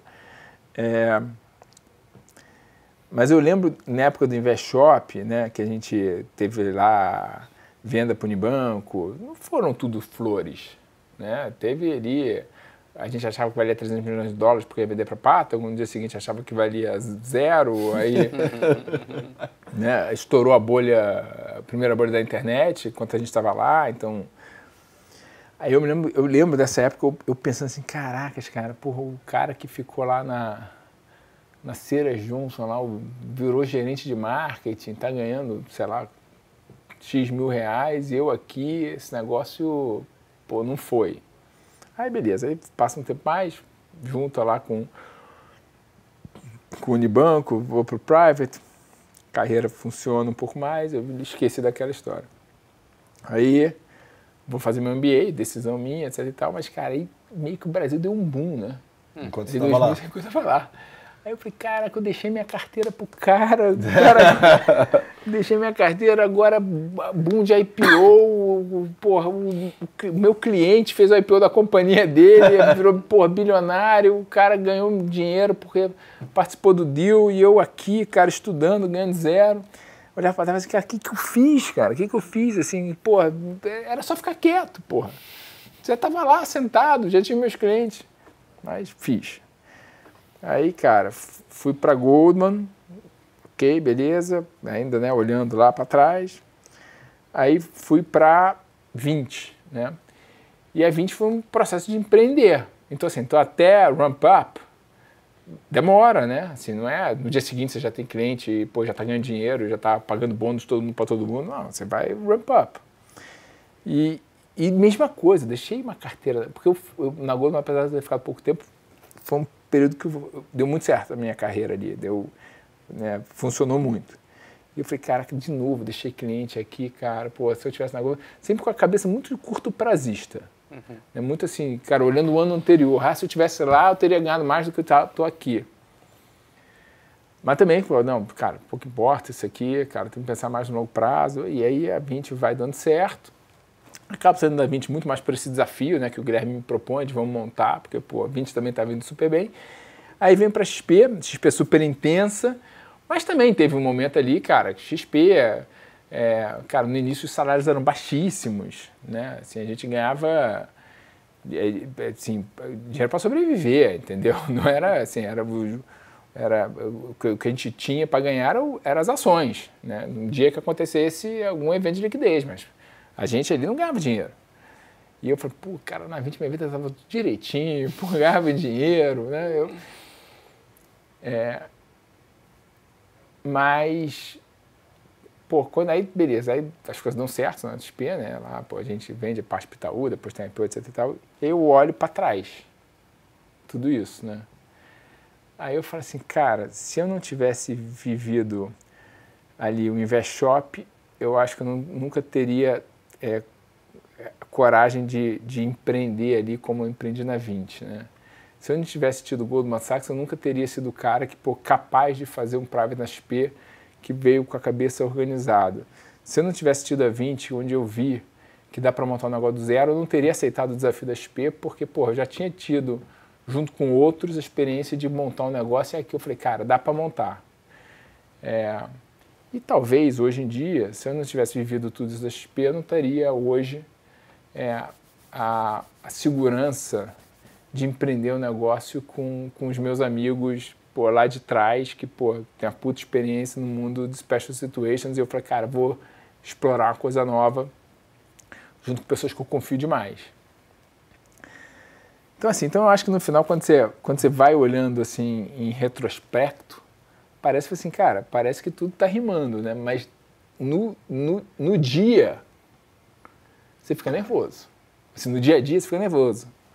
Né? E não é que você fica nervoso num dia, né? Você fica nervoso meses, semanas. Né? Você fica ali ansioso e fala assim, será que vai dar certo? Né? Então, é uma coisa que eu falo para muita gente, né? Cara, calma, que essas conexões que você vai fazendo no começo da vida, cara, é impressionante. As conexões não é no começo da vida, que você faz na vida, impressionante como esse negócio volta para você em algum momento. Então, assim, é um pouco da minha cabeça. Impressionante, realmente faz sentido. E aí, qual foi o momento que você falou, bom, vou deixar a XP, vou abrir meu negócio? O que te levou a isso? Eu acho que são, sim, a XP, o Berenguer que fala essa frase que eu acho sensacional. Ele fala que a XP o ano é como se fosse ano de cachorro, né? Cada um dos seus 4 anos, né? É muito intenso, né? Aqui a gente é muito intenso, né? Então, assim, depende se foi o ano humano ou o ano de cachorro, tem que 8 anos ou 24, sei lá. Né? Eu acho que é mais pra 24. E eu fiquei com um pouco com a sensação, cara, que eu tinha contribuído o que eu tinha para contribuir. E aí é um negócio que vai nascendo das duas vias, né? Assim, e você vai pensando como que assim, até sendo bastante mente aberta, né? Falei assim, cara, o que é o melhor para a empresa? Então, acho que tem uma hora que talvez o melhor para a empresa seja ter uma alternância, né? Ter pessoas novas, liderando novas as áreas. Então, assim, então era isso. E eu tinha muito também na minha cabeça esse desejo assim, de empreender assim, do zero, né? Porque isso eu nunca tinha vivido. Né? Começar do zero um negócio. Aí vai acontecendo, eu vou conversando com o Meton e com o João, eles em momentos muito parecidos comigo. Falei assim, cara, vamos montar agora um negócio assim, exatamente como a gente imagina que é um negócio, que é um business de longo prazo. E aí converge para essa ideia de montar uma estrutura de special situations. O Meton já estava um pouco à frente, já estava, né, falando, eu quero montar. Ele tinha, né, saído lá da casa antiga dele e já vinha, né, com essa estruturação. Eu falei, conversando nós três, falei assim, cara, parece um grupo super complementar, né, Meton e João com 2 super experiências de investimentos e eu com essa experiência mais de business e comercial, etc e tal. Então a gente falou assim, parece que a gente tem uma sociedade que faz muito sentido. E aí agora, de novo, vivendo toda essa história de, cara, que é igual as histórias antigas, seja do material, seja da cultura, seja do time, né? Então, assim, de como a gente vai montando, o que a gente brinca, né? A gente quer montar um time de boa gente e gente boa, né? Então a gente é muito focado nisso, entendeu? Assim, as melhores pessoas possíveis que a gente quer atrair, das melhores escolas aí, ó. Que não tenham virado podcaster, né? Faça boa faculdade e depois vai pro MBzinho, né? Arrumar alguma coisa, né? Que te dê alguma bagagem, não fazer o que a gente faz aqui. Ficar tomando vinho, né? By the way, o vinho tá maravilhoso, hein? Espetacular. Isso aqui, ó, olha só, reparei, vê se você não pega também. Pra mim, tem uma notinha de caqui. Parece não sei se você já comeu caqui na vida. Mano, mas parece um suco de caqui pra mim isso aqui. Eu não sei se eu já comi caqui. Olha, eu acho que a turma da Serra vai ficar ofendido de você falar que é um suco de caqui. Não, isso mostra complexidade. Isso aqui tá muito melhor do que um suco de caqui. Com certeza absoluta. Isso não há dúvida. Assim. Isso aqui você sabe que é um cremant, né? que é um espumante feito na França, uma apelação, pode ser feito em várias regiões, isso aqui é a região do Jura, né? E é feito no método champenoise, o método tradicional, que é o mesmo método que é utilizado para fazer champanhe, com a única diferença é que fica um pouco menos de tempo na garrafa. Perfeito. Cara, eu fico impressionado com a cultura desse cara. É impressionante. Imagina eu não sei nem o gosto do caqui. Cara, é que assim, a minha questão é a seguinte, eu sou uma pessoa que eu sou absolutamente curioso. E aí você junta isso com a capacidade de comunicação, parece que eu sei muito sobre tudo.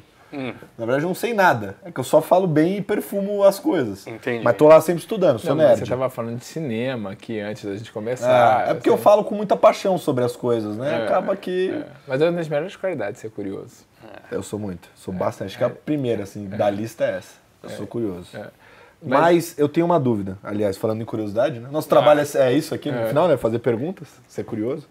Mas, assim, você empreendeu em várias fases. Só que eu acho que, na minha opinião, você pode me corrigir se estiver errado. Na Blue Oak, não é nem que você está começando um negócio do zero, é antes. Foi idealização, foi pensar, foi conversar. E é você pensar assim, empreender um negócio, você tem que pensar de qual telefone você vai comprar para a empresa, né? Qual que é a cor do carpete, o computador, né? Até as coisas mais complexas, como time, talentos. Como que é isso, assim? Como que é pensar em tudo? Porque eu imagino que deve ter coisa que você nem sabia que você tinha que pensar e descobre com o negócio andando, né? Eu acho assim, meio que de cima para baixo, né?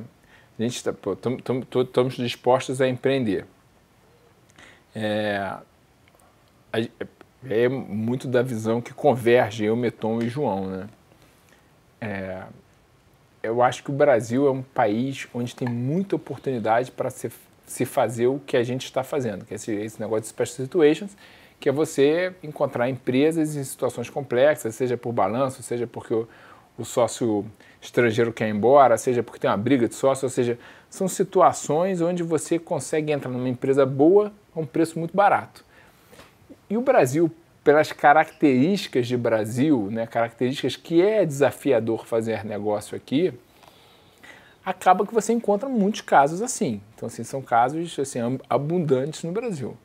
Então, assim, começa assim, cara, o que a gente quer fazer? E aí, também aprendi isso aqui na XP, né? A gente usava muito esse termo assim, que a gente falava assim, cara, vamos pegar sempre a fruta baixa. Né? Então, primeiro pega a fruta baixa, depois você vai subindo na árvore. Vocês já devem ter escutado isso. Eu falo pouco, né? Eu falei. É que a gente só pega a fruta baixa. É a única que dá pra pegar. Então, eu acho que assim, de uma maneira mais ou menos relativa, special situations dentro do mundo do Brasil de asset management talvez seja uma fruta baixa. Porque é onde, na minha visão, tem muita oportunidade, tem muita simetria de risco-retorno. E tem pouca gente fazendo? Tem bastante gente fazendo, então seria uma mentira mas no relativo dizendo, ainda não. Mas no relativo versus... Comparar, por exemplo, com multimercado. Sim, muito, né? sim, perfeito. Comprar com multimercado, até com fundo de ações, etc. e tal, tem muito menos gente fazendo.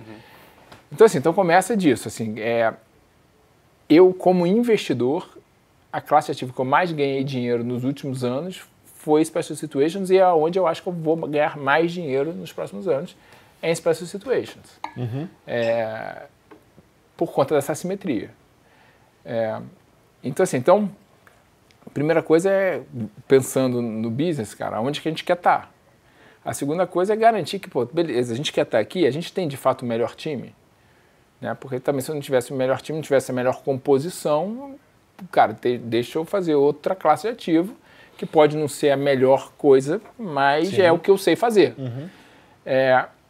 E, de fato, eu acho que a gente conseguiu unir o melhor time.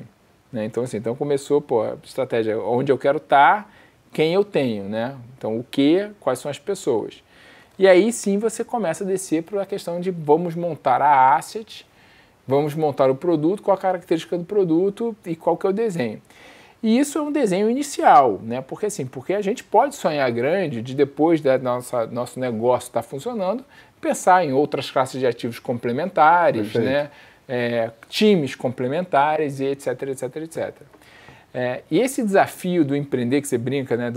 Da cor do carpete, etc. e tal, tem uma coisa que eu aprendi também aqui, e isso a gente implementou lá, que é o seguinte: tem discussões que são muito boas para você ter e você deveria gastar tempo infinito discutindo, né? De estratégia, de pessoas. Podia dar um exemplo de uma pra gente? Acho que é isso, assim, qual é o perfil de pessoas que você quer ter, qual é um pouco do que eu acabei de falar, quais são as estratégias que você quer perseguir. Aí, de novo, aí já falando de deal, né? Discutir deal, as discussões são infindáveis. E não tem tempo mal gasto, mesmo para o deal que a gente não faz. E a gente não faz muito deal. Para falar a verdade, a gente faz muito mais deal negado do que é aprovado. Sim. Por estrutura.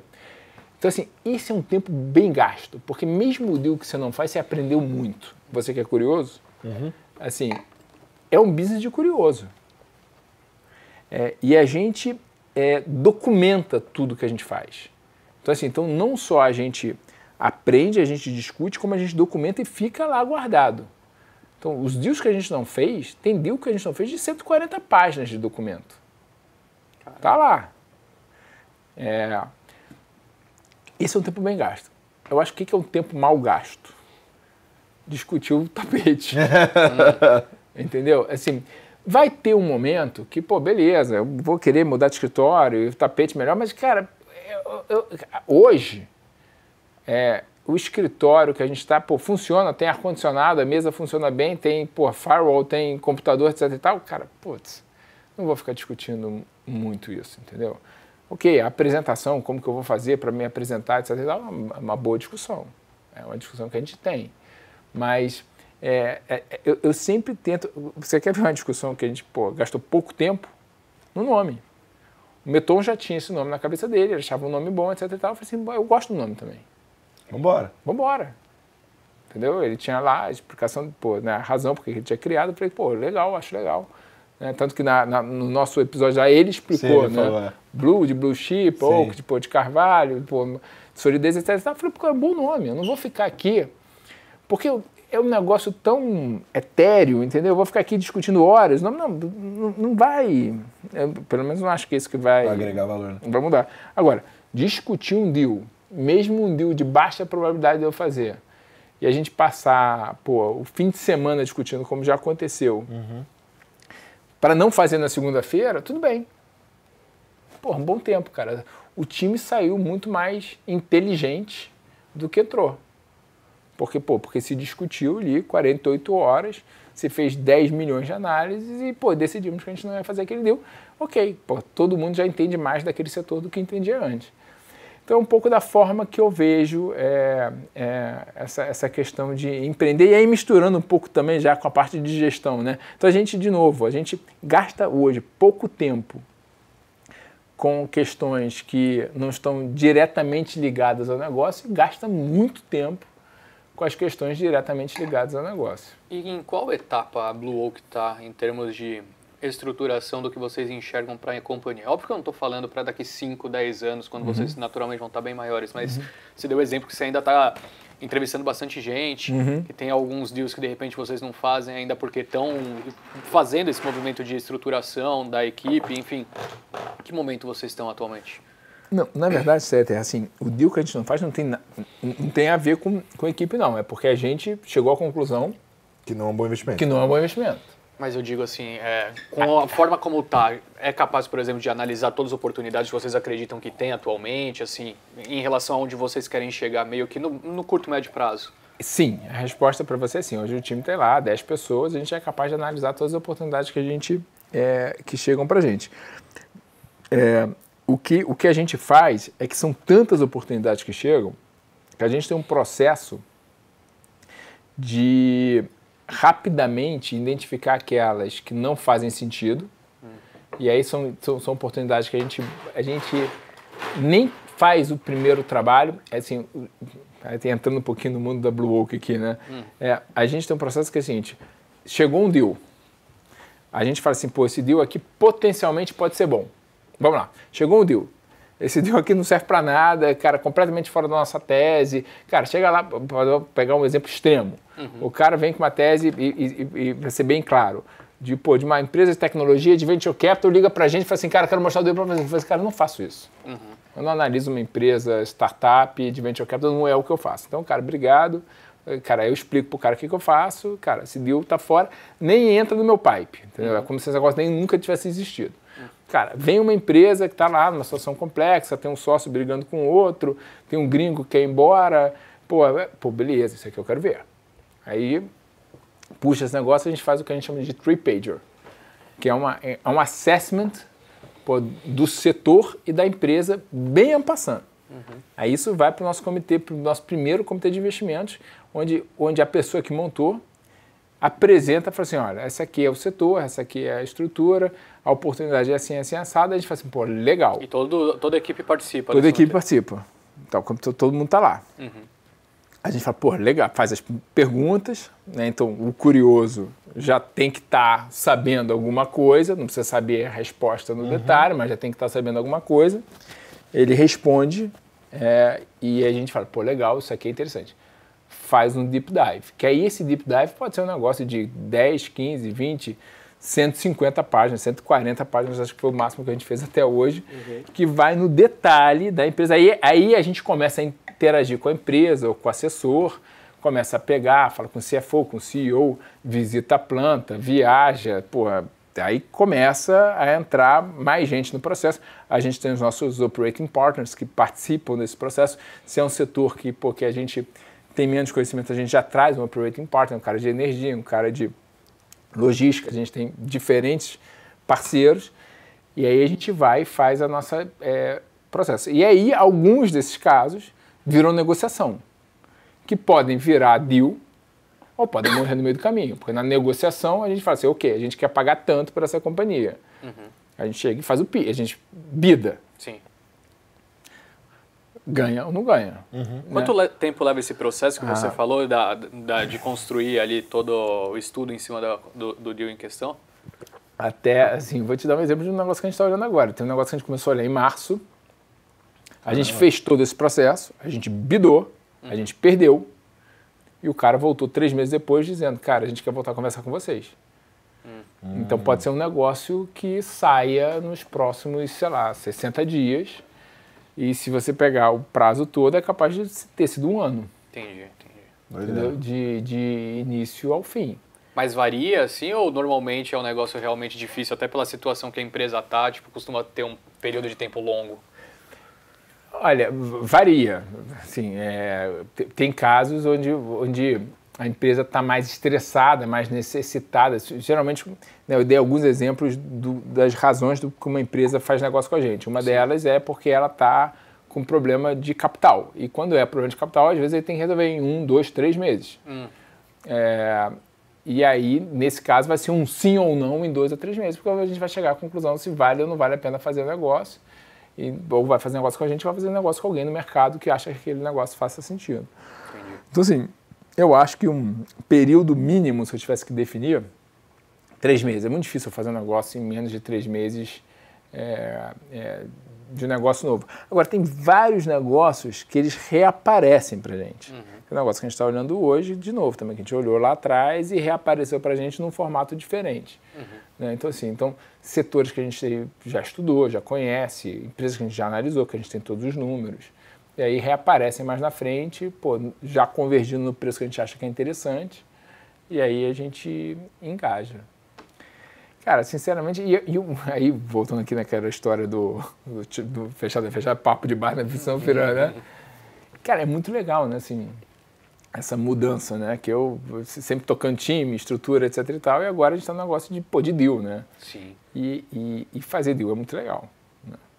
Fazer deal é o mundo do curioso, que eu acho que eu também sou um pouco menos do que você, entendo menos de cinema e de vídeo que você, mas alguma curiosidade a gente tem também.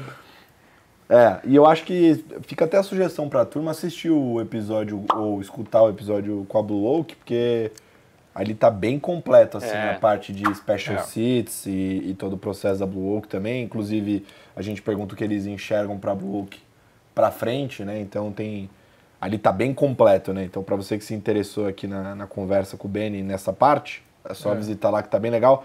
Mas eu queria fazer uma pergunta para amarrar, Stetter, que é a seguinte. Normalmente quando a gente faz o ping-pong, lá a gente faz umas perguntas mais assim, né? Eu lembro que antigamente a gente fazia uma pergunta, bem no começo, a gente fazia uma pergunta que era uma dica para quem está começando. Só que eu acho que essa pergunta, a galera respondia muitas coisas que acaba que a maior parte das pessoas acabam falando, né? Tipo, estude muito, não sei o quê. Meio padrão, né? Eu queria fazer uma coisa com o Benny para tentar extrair um pouco mais de suco, mais de valor, que é o seguinte, eu queria um conselho. Pô, a tua história que a gente escutou, ela é incrível. Eu queria um conselho que é um conselho que talvez você não fale o tempo todo na rua e que seja uma coisa assim que talvez você fale para os seus filhos, assim, um conselho que tem um valor agregado maior, assim, aquela coisa que você acha que pode ser realmente um diferencial para a pessoa ao longo da história dela, que você gostaria de ter talvez escutado quando você era mais jovem, mas aquele conselho que dê esse diferencial. Vou deixar até você pensar. Não, chama a vinheta. Faz alguma coisa aí. Vou fazer aqui. Ô, Nando, enquanto o Benny tá pensando, joga a câmera aqui. Mas eu vou fazer aqui do nada. Aqui, ó. Olha só esse cremã, que é uma delícia. O cremã do Jurrá, do Fumê Chatelan. Muito bom. Uma maravilha. Agora tá focando. É um rosé extra brut, significa que tem aqui um residual de açúcar extremamente baixo e que eu acho que pro paladar do Nando é muito bom. Eu queria levar pro Nando provar, pra técnica provar, pro Olavo provar, eles darem opinião. A taça aqui... Aqui, ó, tomando sua proteína. Ah, não, isso aí não tem proteína. Ó, eu vou... na língua não tá não, vai apurar agora. Mistura o vinhozinho mas mostra com o Stetter girando a taça que olha lá, ele aprendeu bem, pô. Ele aprendeu, ele tá bem. Olha lá. Coisinha, né? Moleque, que isso? Olha lá. Olha aqui, ó. 6 meses atrás não sabia nem como girar. Isso é bem bom, hein? Boas influências, né? Bons amigos. Bons amigos. O Stetter tá ficando enjoado. Tá ficando conhecido. Ó, vou passar aqui, hein, Nando? Olha lá, passei. Ô, Colasso, você sabe por que brinda, né? Sabe a história, né? Não. Não sabe? Talvez eu saiba, mas eu quero ver de você. Ah, não, você sabe. Hein? Que eu não sei. Vinho você vê, você cheira e você sente o gosto. Ok. Qual que é o último que falta? O som? Moleque! Aulas e aulas com o Benny. Essa era a dica que ele tinha pra quem tá começando. Mas, ó, eu tirei um tempo bom, hein? Deu um tempo bom. Será que você conseguiu pescar? Eu acho que sim. Boa! Mas fui. Eu, assim... Não que eu me sinta um cara muito velho, mas já tem lá meus 45 anos. Eu acho que... Eu acho que a gente tem que buscar a felicidade de longo prazo. Né? E a felicidade de longo prazo, para mim, tem muito a ver com estabilidade. É a forma que eu vejo.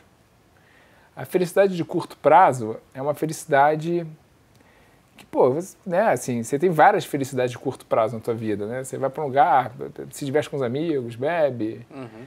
Né? Tem N picos de felicidade. A felicidade de longo prazo é uma felicidade que, na minha visão, ela vem com essa estabilidade. Então, assim, o conselho é não se preocupe muito com seus sentimentos de curto prazo, de insatisfações e satisfações, porque também você vai ter muita insatisfação de curto prazo, vão ter dias horríveis, vão ter, no limite, depressões, e procure a sua estabilidade. Então, assim, o que você faz que te faz feliz? Então, assim, refletindo do ponto de vista de carreira, tem um trabalho que eu fiz uma vez, né, que fizeram comigo, que eram os quadrantes, que é assim, da onde você se reenergiza no teu dia a dia. Porque no teu dia a dia você vai ter 10 mil coisas para fazer. Você vai ter uma parte que você vai estar lá tendo que planilhar, tendo que responder e-mail, tendo que fazer a parte burocrática, aí você vai estar com o cliente visitando. Quando você para, pensa e reflete, onde você se reenergiza? Qual que é a parte do seu dia que você fez e que aquilo ali te deixa mais feliz? Para mim, é estar com o cliente. Isso me reenergiza. E o meu dia não é só estar com o cliente. Eu tenho toda a parte burocrática, trabalho, etc e tal, tem que fazer apresentação, tem que fazer o Excel, tem que fazer não sei o quê. Estar com cliente me reenergiza. Então, assim, eu encontrei o que me deixa feliz no longo prazo. E não é que eu quero estar o dia inteiro com o cliente, porque também se eu ficar o dia inteiro com o cliente, eu também não vou aguentar. Mas é onde eu me reenergizo. Eu gosto de sair para fazer uma visita, para conversar, para entender, etc e tal. Então, eu acho assim, cara, encontre o que te energiza e trabalhe não para o curto prazo, trabalhe para o longo prazo, sabendo que você vai ter muita dificuldade ao longo da vida, porque a vida não é uma linha reta, e é isso que faz da vida ser divertida, né? Essa inconstância, só tem que tentar manter essa inconstância lá no alto, né? Que puta conselho, hein? Caramba!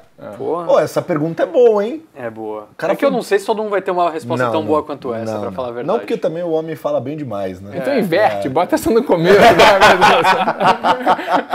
Que aí o cara que não aguentou se ver até aqui, né? Pelo menos viu essa. Põe um cortezinho no começo. Pô, eu queria convidar você de casa a conhecer o trabalho da Blue Oak, que é uma casa muito bacana. O Beni, com certeza, é uma das pessoas que a gente mais admira no mercado e na vida como pessoa também, é um cara incrível e é um prazer ter ele aqui com a gente hoje. Então, Beni, obrigado por aceitar o convite de estar aqui, começar o programa de óculos. É um cara extremamente empático, simpático pra caramba. Vai terminar também. Mandou foto pra família ali, a gente tem um retorno que ele mandou. É um cara demais, um cara muito, muito bacana, é muito bom estar com ele aqui. É um prazer pra gente ter você. Prazer todo meu. E começar o ano ao seu lado. Ao seu lado. Eu sou fã de vocês dois. É nada. Que isso, cara. E que seja 2024 maravilhoso. Como já passou 2024, eu tinha uma mandinga pra ganhar dinheiro, mas eu vou dar pra vocês dois. Qual que é? Fala. Não, eu não vou dar aqui. Já passou 2024, vai ficar todo mundo. Então, mas eu vou dar essa mandinga, cara, e funciona, cara. Funciona? Veio de um cara especial. Então a gente vai ter que fazer. Nossa, vou fazer pesadíssimo. Com certeza eu vou fazer. A gente vai passar o Réveillon junto, com certeza. 2024, cara, vai falar, tipo, tem que levar um barril de petróleo. A gente vai arrumar um barril e tá barato, 75 dólares, a gente consegue. Vai ganhar dinheiro. Essa mandinga, cara, eu vou dar pra vocês. E aí... Fechou. Pô, muito bom. Se der certo... o cara que investir no fundo, talvez eu também dê. Tá aí, muito bem. E pra gente fechar, queria primeiramente agradecer a técnica aqui que tá com a gente, atura as nossas loucuras de levanta e não sei o quê. Nando Winston, o Olavo, o Ti. Eu brinco que o nosso time técnico é tipo assim, nós somos os arquitetos, a gente tem a ideia do conteúdo, a gente tem a criatividade meio maluca, né? Se bem que o Nando também é criativo pra cacete, né? Aliás, nosso time todo é muito criativo, eu acho que todo mundo ali. Só que a gente obriga eles a, sem querer, ser engenheiros. A gente tem a ideia, aí vira... Eles que Olá, transformam faz um post desse jeito aqui, não sei o que, o moleque vai atrás, se vira. O Ti faz, lá no estúdio da casa dele, faz conteúdo aqui com a gente. O Nando compra coisa no Mercado Livre pra entregar, montar. Quase assim, não chega. Isso tudo que... Eu vou tirar o óculos agora pra falar. Agora ficou sério o negócio, hein? Ficou sério. Só pra fechar. Tira o boné aqui. também? Não, vou deixar agora. O boné, senão, aí perdeu a marra toda. Entendi. Toda. Tem muito mais a ver com uma questão médica do que qualquer outra coisa. Mas o meu ponto é o seguinte, pra você que é da nossa audiência, primeiro eu queria que você comentasse aqui se você acha que esse conteúdo deveria durar o ano todo, não ser só um especial de fim de ano. É uma pergunta, acho que é válida. Bem válida. Já que muitos de vocês pediram pra gente fazer mais e gostam dessas conversas descontraídas com figuras brilhantes como o Beni, comenta aqui embaixo que a gente analise e vê se faz sentido a gente fazer mais, né? Acho que com certeza, justo. Se a audiência for boa, provavelmente a gente faz. Com certeza a gente vai fazer.